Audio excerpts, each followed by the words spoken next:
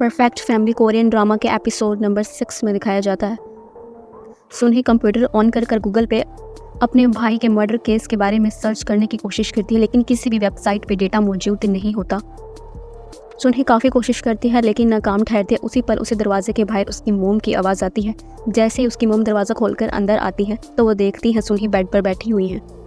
उसकी मोम पूछती है क्या तुम ठीक हो, तो सुनही कहती है मोम मुझे खिड़की के बाहर से अजीब सी आवाज़ें आ रही हैं। उसकी मोम तेज़ी के साथ खिड़की के पास जाकर चेक करती है तो उनको शीशे में से नज़र आता है सुनही बेड पर से उठी है। उसने तेज़ी के साथ कंप्यूटर बंद किया है और वो वापस अपनी जगह बैठ गई है। योंजो के तासरात एक ही दम चेंज हो जाते हैं। वो पलट कर अपनी बेटे को बोलती है मैं तुम्हारे लिए पुरुष बना रही हूँ, तुम खाओगी ना, और ये कहकर वहाँ से चली जाती है। दरवाजे पर हायुन आता है जो कि सुनही से मिलना चाहता था, लेकिन योंजो उसको ये कहकर वापस भेज देती है कि सुनही की तबीयत बिल्कुल भी ठीक नहीं है, वो रेस्ट कर रही है। हियोंग यो जैसे ही वहाँ से जाता है तो नज़र आता है योंजो उसको खिड़की में जाता हुआ देख रही है। जिन वो घर आ चुके होते हैं वो और योंजो दोनों रूम में चले जाते हैं। थोड़ी देर के बाद सुनही अपने रूम से बाहर निकलती है और डरते हुए किचन में जाती है तो वो किचन में खाने के सामान में पीनट देखती है। सुनही पीनट का डब्बा वहाँ देखकर बुरी तरीके से डर जाती है क्योंकि सुनही को पीनट से बहुत बुरी तरीके से एलर्जी होती है। सुनही सोचती है मुझे तो एलर्जी है तो फिर आखिर पीनट का डब्बा इस घर में क्या कर रहा है। वो तेज़ी के साथ जैसे अपने रूम में जाने लगती है उसको अपनी मोम के रूम में से अपनी मोम के बोलने की आवाज़ आती है जो कि किसी के मरने की बात कर रहे होते हैं। सुनही और बुरी तरीके से डर जाती है। उसी पर उसके मोम डैड को फील होता है कि रूम के बाहर कोई है। वो दोनों बाहर आकर देखते हैं तो कोई नहीं होता। सुनही अपने रूम में होती है, बहुत ज़्यादा डर चुकी होती है और बुरी तरीके से रो रही होती है। डोंग जिन पुलिस स्टेशन में होते हैं तो उनको बताया जाता है कि उनसे ह्योन हो मिलने के लिए आया है। योंजो अपनी बेटी के लिए खाना बना रही होती है और नज़र आ रहा होता है पीनट का डब्बा भी वहीं पर रखा हुआ है। दूसरी तरफ सुनही को ह्योंग यो का मैसेज रिसीव होता है। वो कहता है मुझे माफ़ कर देना सुनही, तुम्हारे मना करने के बावजूद भी मैंने पुलिस स्टेशन जाकर कि किस तरह तुम्हें एक गाड़ी ने हिट करने की कोशिश की है मुझे डिटेक्टिव ने बताया है। सोयुन जब से गायब हुई है उसका फ़ोन मुसलसल बंद आ रहा है और वो क्योंग हो की डेथ के एक दिन बाद ही गायब हो गई थी। उसका फ़ोन भी जब से बंद है, फिर आखिर तुम्हें मैसेज करके किसने स्कूल के बाहर बुलाया था। सुनही तेज़ी के साथ सोयुन के नाम पर भेजा हुआ मैसेज देखती है और बहुत बुरी तरीके से डर जाती है। उसी वक्त योंजो दरवाज़ा खोलकर अंदर आती है और आकर बोलती है तुम्हारी तबीयत बिल्कुल भी ठीक नहीं लग रही, क्या हुआ है तुम्हें? मैं तुम्हारे लिए खाना लाई हूँ, तुम खाना खाकर अच्छा फील करोगी।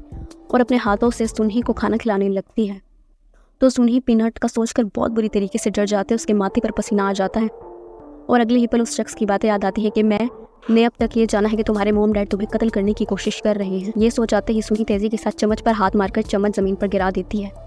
योंजो शौक में रह जाती है तो सुनही रोते हुए घर से बाहर निकल जाती है और रोते हुए मुसलसल रोड पर भागती रहती है और क्योंग हो के घर में लगी फायर के बारे में मुसलसल सोचती रहती है। बाहर बहुत तेज़ बारिश हो रही होती है। सुनही अपने घर से थोड़ी दूर आने के बाद एक जगह बैठ जाती है और ह्योंग हो को फ़ोन लगाकर बोलती है मैंने घर छोड़ दिया है, मैं घर से भाग आई हूँ, मुझे बहुत डर लग रहा है। तो ह्योंग हो एकदम परेशानी से पूछता है तुम कहाँ हो, तो सुनही अपना एड्रेस बता देती है। ह्योंग हो बोलता है वेट करो, मैं वहीं पर आ रहा हूँ। सुनही बुरी तरीके से रोने लगती है। उसी पल सुनही की नज़र सामने पड़ती है तो उसको ऐसा लगता है कि काले कपड़ों में कोई शख्स वहाँ पर खड़ा है। सुनही फिर से बुरी तरीके से डर जाती है और रोड पर भागने लगती है। सिग्नल जैम की वजह से काफ़ी लोग रोड क्रॉस करने का वेट कर रहे होते हैं। सुनही भी उन्हीं के साथ रुक जाती है। उसी पल सुनही को कुछ महसूस होता है और वह डरते हुए जैसे ही गर्दन मोड़ती है कोई एकदम सुनही को रोड पर धक्का दे देता है। सुनही सामने से आती हुई गाड़ी से बुरी तरीके से टकराती है और बेहोश हो जाती है और काले कपड़ों में मलबूस कोई इंसान वहाँ से सुनही को धक्का देने के बाद चला जाता है। ह्योंग हो स्टोर में अपने लिए अम्ब्रेला खरीद रहा होता है। उसी पर उसकी नज़र किसी पे पड़ती है जो कि काले कपड़ों में वहाँ से जा रहा होता है। ह्योंग हो को एकदम उस पर शक होता है। वो तेज़ी से फॉलो करते हुए उसके पीछे जाने की कोशिश करता है लेकिन वो इंसान टैक्सी में बैठकर वहाँ से चला जाता है। उसी पल कोई शख्स ह्योंग हो के ऊपर छतरी करता है और बोलता है तुम यहाँ पे क्या करें, जो कि और कोई नहीं सुनही के पापा होते हैं। ह्योंग हो काफ़ी ज़्यादा घबराया हुआ नज़र आता है और हैरानी के तौर पर जिनहुक ने भी वही सेम ड्रेसिंग की हुई होती है जिस इंसान ने अभी कुछ देर पहले सुनही को धक्का देते वक्त की हुई होती है। उसी वक्त जिनहुक को योंजो का कॉल आता है और वो बात सुनकर शौक में रह जाते हैं। अगले सीन में दिखाया जाता है सुनही हॉस्पिटल में एडमिट होती है और योंजो और जिनहुक हॉस्पिटल के बाहर होते हैं। डॉक्टर उनको बताता है परेशानी की कोई बात नहीं, ये सिर्फ छोटा सा एक्सीडेंट है। एक स्टाफ मेंबर जिनहुक को आकर बोलता है पुलिस आपका बाहर इन्वेस्टिगेशन के लिए वेट कर रही है। जिनहुक योंजो को कूल रहने का बोलकर वहाँ से चला जाता है। सुनही की रूम में आँख खुलती है तो वो देखती है उसकी मोम योंजो वहाँ पर आई हुई है और वो गुस्से में सुनही को बोलती है हमने तुम्हें इतनी बार मारने की कोशिश कर ली, आखिर तुम अभी तक जिंदा क्यों हो? तुम मर क्यों नहीं जाती? सुनही बुरी तरीके से पैनिक करने लगती है और चीखें मारने लगती है। ह्योंग हो और एवंजो जू के हॉस्पिटल रूम के बाहर ही होते हैं। सुनही के चीखने की आवाज़ें सुनकर वो लोग कमरे में भाग आते हैं। एवंजो तेज़ी के साथ अपनी बेटी को कूल करने की कोशिश करती है और ह्योंग को डॉक्टर को बुलाने के लिए भागता है। डोंगजिन और डिटेक्टिव जिनहुक को सीसीटीवी फुटेजेस कैमरा दिखाकर बोल रहे होते हैं। इस फुटेज से तो ऐसा मालूम होता है जैसे सुनही को किसी ने उस गाड़ी के सामने धक्का दिया था। आपको क्या लगता है? तो जिन्हों कोई भी नॉर्मल और मुतमईन सा जवाब नहीं देते। उसी पल जिन्हों को मालूम होता है कि सुनही को होश आ गया है। तमाम डॉक्टर सुनही को कंट्रोल करने की कोशिश कर रहे होते हैं, लेकिन सुनही बुरी तरीके से पैनिक हो रही होती है। जिन्हों और एवंजा वे रूम में मौजूद होते हैं, काफ़ी ज़्यादा घबराहट के शिकार होते हैं। डॉक्टर सुनही को नींद की अद्वियात दे देते हैं और थोड़ी देर के बाद सुनही नींद में चली जाती है। तो डिटेक्टिव ली बोलने लगते हैं, जब से सोयुन गुम हुई है ये सब कुछ एबनॉर्मल सी चीज़ें होने लगी हैं। सोयुन के इर्द गिर्द के जितने भी लोग थे उन सबको एक एक करके नुकसान पहुंच रहा है। थोड़ी देर के बाद सुनही की आंख खुलती है और वो नींद में ह्योंग हो को बोलती है, मुझे बचा लो, मेरे मोम डैड मुझे कत्ल करने की कोशिश कर रहे हैं, मुझे उनसे बहुत ज़्यादा डर लग रहा है। सुनही और एवंजा बुरी तरीके से शौक में रह जाते हैं और डिटेक्टिव ह्योंग की ये बात सुन लेता है और सुनही से पूछने की कोशिश करता है, तुम क्या कहने की कोशिश कर रही हो? क्या तुम हमें मज़ीद बताओगे? तो सुनही वापस नींद में चली जाती है। डिटेक्टिव डोंगो और उनका साथी इंस्पेक्टर एक प्लान बनाते हैं क्योंकि उनको जिन्हू के ऊपर ऑलरेडी शक हो चुका होता है। डोंगजिन अपने किसी जानने वाले को हॉस्पिटल के पार्किंग लॉट में बुलाता है और बोलता है, जैसे मैंने कहा है वैसे ही करना। उसी पल जिन्हू की गाड़ी पार्किंग लॉट में आकर रुकती है और जैसे ही जिन्हू गाड़ी से बाहर निकलता है तो डोंगो का बुलाया हुआ शख्स तेज़ी के साथ अपनी गाड़ी चलाता है और जिन्हू की गाड़ी में ले जाकर तेज मारता है। जिन्हू की गाड़ी बुरी तरीके से डैमेज हो जाती है। वो शख्स बाहर निकलता है और जिन्हू से सॉरी बोलता है और कहता है, मैंने भी नई गाड़ी चलाना स्टार्ट की है तो मुझे पता नहीं चला। तो जिन्हू बोलता है, मेरी गाड़ी को रिपेयर करवाओ, इसकी इंश्योरेंस हुई है, सारा खर्चा तुम ही अब उठाओगी। वो शख्स असबाहत में सर हिला देता है और डोंगो बोलता है, इसकी गाड़ी की इंश्योरेंस थी, हम पर बहुत ज़्यादा खर्चा आने वाला है। अगली सुबह सुनही की आंख खुलती है तो वो देखती है कि उसकी मोम उसके पास सोई हुई होती है। सुनही अपनी मोम को जगाती है तो एवंजा मुस्कुराने लगती है, बोलती है, क्या तुम ठीक हो? तो सुनही कहती है, हाँ मैं ठीक हूँ। सुनही बोलती है, मैंने रात को बहुत अजीब सा ख्वाब देखा जैसे आप और डैड। तो एवंजा उसको मजीद बोली नहीं देती, अब कहने लगती है, तुम अपने दिमाग पे ज़्यादा स्ट्रेस ना लो। तो सुनही अपनी मोम से अपना फ़ोन मांगती है तो एवंजा डॉक्टर को अपडेट देने के लिए रूम से बाहर चली जाती है। सुनही तेज़ी के साथ उसी पर इसरार शख्स जो खुद को पुलिस ऑफिसर कहता है उसको फ़ोन करती है और बोलती है, प्लीज़ मेरी मदद करें, मेरे मॉम डैड मुझको मारना चाहते हैं। वो शख्स इस बात में सर हिलाकर फ़ोन काट देता है। शख्स के हाथ में एक टैब होता है और उसमें एक वीडियो चल रही होती है। जब सोयुन किसी की गाड़ी में बैठी होती है और वो शख्स उसका सर फाड़ देता है, तो जब सोयुन गाड़ी से निकल कर भागती है वो उस टाइम की फुटेज होती है।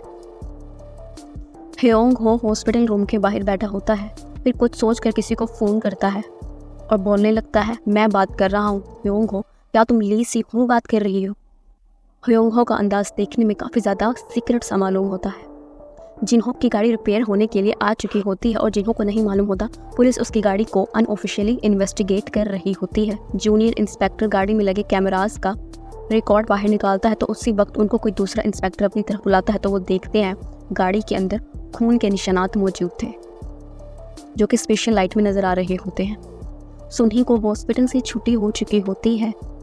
वो अभी हॉस्पिटल रूम में होते ही हैं तो जिनहुक सुनही से पूछते हैं, कल रात तुम रोते हुए बोल रही थी कि मैं और एवंजा तुमको मारना चाहते हैं, तुमने ऐसा क्यों बोला? क्या तुम हमसे कुछ छुपाने की कोशिश कर रही हो? एवंजा अपने हस्बैंड को मजीद कुछ बोलने से रोक देती है। वो लोग घर में आ जाते हैं तो जिनहुक अपनी बेटी को अरेस्ट करने का बोलते हैं। उसी वक्त दरवाज़ा नॉक होता है और दरवाजे पे कुछ पुलिस ऑफिसर्स होते हैं। एवंजा दरवाज़ा खोल देती है तो वो लोग अंदर आकर बोलते हैं जिनहुक को, हम आपको सोयुन की किडनैप और मर्डर के केस में अरेस्ट करते हैं। सुनही शौक में रह जाती है तो जिनहुक पलट कर अपनी बेटी को देखते हुए बोलते हैं, मैं बाहर आ जाऊंगा, तुम परेशान मत होना और अपने ख्याल रखना। जिनहुक को पुलिस ऑफिसर वहां से ले जाते हैं तो सुनही ज़मीन पर गिरकर बुरी तरीके से रोने लगती है। फ्लैशबैक सीन दिखाया जाता है जब जिनहुक और एवंजो ने सुनही को ऑर्फन हाउस से अडॉप्ट किया होता है। सुनही छोटी होती है और उसकी जैसी आँख खुलती है तो वो देखती है उसके हाथ पर रेड कलर का रिबन बंधा हुआ है। वो उस रेड रिबन को फॉलो करते हुए अपने रूम से बाहर निकलती है और मेन गेट पर जाकर देखती है तो एकदम मुस्कुराने लगती है क्योंकि उसके मॉम और डैड ने सीक्रेटली उसको क्रिसमस का एक छोटी सी बाइक साइकिल गिफ्ट की हुई होती है। सुनही खुशी से मुस्कुराने लगती है। अगले सीन में एंजो और जिनहुक सुनही को बाइक साइकिल चलाना सिखा रहे होते हैं और फिर अगले सीन में सुनही बुरी तरीके से रो रही होती है और अपने मॉम डैड को बताती है कि उसकी बाइक साइकिल किसी ने चोरी कर ली। उसको अपनी साइकिल से बहुत ज़्यादा प्यार था। जिनहुक और एंजो काफ़ी ज़्यादा परेशान हो जाते हैं। जिन हुक सुनही को लेकर पार्क आते हैं तो वो देखते हैं सेम वही बाइसाइकिल कोई और बच्ची चला रही होती है।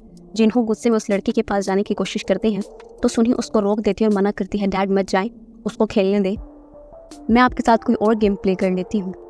तो जिन्हों एक ही दम मुस्कुराने लगते हैं और सुनही को गोद में उठा लेते हैं और उसके साथ मस्तियाँ करते हुए वहाँ से चले जाते हैं। क्या वाकई इतने ज़्यादा प्यार करने वाले मॉम डैड अपनी ही बेटी को कत्ल करने की कोशिश कर सकते हैं?